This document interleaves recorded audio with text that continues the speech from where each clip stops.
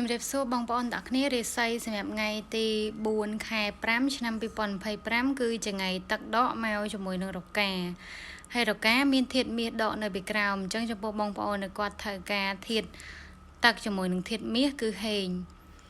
ហើយតកតងទៅនឹងអ្នកដែលគាត់មានបញ្ហាឆុងគឺបងប្អូននៅគាត់មានថោះក្នុងទូរាសីអ្នកដែលមានថោះក្នុងទូរាសីមិនថាក្នុងម៉ោងកើតថ្ងៃកើតខែកើតឬមួយក៏ឆ្នាំកើតតែបងប្អូនត្រូវមានការប្រុងប្រយ័ត្នព្រោះដោយសារតែថោះនឹងរកាគឺលាក់ឆុងគ្នាមិនថានៅក្នុងតួណាមួយហើយបើសិនបងប្អូនទាំងគ្នាអត់ត្រូវការធាតុទឹកនិងធាតុមាសទៀតត្រូវតែកាន់តែប្រុងប្រយ័ត្នបានខ្ពស់តែបើបងប្អូនត្រូវការធាតុទឹកនិងធាតុមាសប៉ុន្តែអ្នកនរគ្នាមានថោះក្នុងទូរាសីអញ្ចឹងមានន័យថាយើងឆុងហេងអញ្ចឹងណាហើយសម្រាប់បងប្អូនដែលគាត់មានបញ្ហាបន្តបសំទៀតគឺអ្នកដែលគាត់មានម៉ម៉ែកលជាមួយនឹងចក៏មានបញ្ហាទៅតាមថោះដែរហើយអ្នកដែលគាត់ហេងគឺអ្នកដែលគាត់មានរោងក្នុងទូរាសីមានឆ្លើយជាមួយនឹងម្សាញ់គឺហេងហើយដួងតេថៃយើងត្រូវការធាតុមាសឬមកក៏ត្រូវការធាតុទឹកទៀតគឺហេងខ្លាំងហើយទិសអសរប្រចាំថ្ងៃគឺនៅខាងកើតប្រចាំខែខាងត្បូងព្រោះនៅដោយសារតែនៅខែរោងនៅឡើយតថ្ងៃ5មិនចូលដល់ខែម្សាញ់អញ្ចឹងណាអញ្ចឹងទិសអសរប្រចាំខែគឺនៅខាងត្បូងប្រចាំឆ្នាំនៅខាងកើតអញ្ចឹងនៅសល់ចន្លោះខាងជើងនិងខាងលិចដែលជាទិសល្អព្រោះខាងកើតខាងត្បូងគឺអសល់អស់ហើយអញ្ចឹងនៅសល់ខាងជើងនិងខាងលិច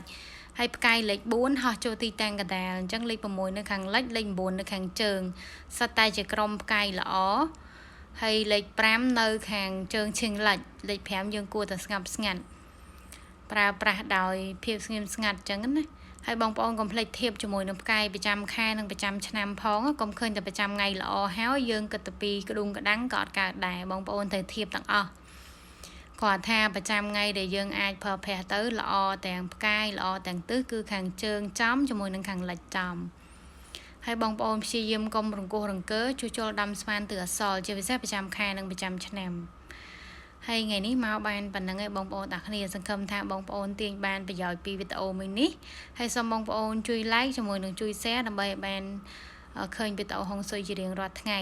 ហើយបានបងប្អូនដទៃទៀតដែលគាត់អត់ទាន់បានដឹងពីហុងស៊ុយគឺគាត់នឹងបានស្វែងយល់បន្តិចម្ដងដូចគ្នា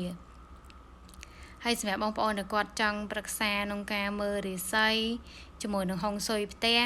បងប្អូនអាចឆាតមកប្រឹក្សាមកខ្ញុំណាព្រោះខ្ញុំចិត្តដល់វគ្គចុះរៀបហុងស៊ុយទៀតហើយយើងចិត្តដល់វគ្គបំផ្ទុះលាបធំអីអញ្ចឹងបងប្អូនរុះរាន់ឡើងកុំឲ្យខកខានពេលវេលា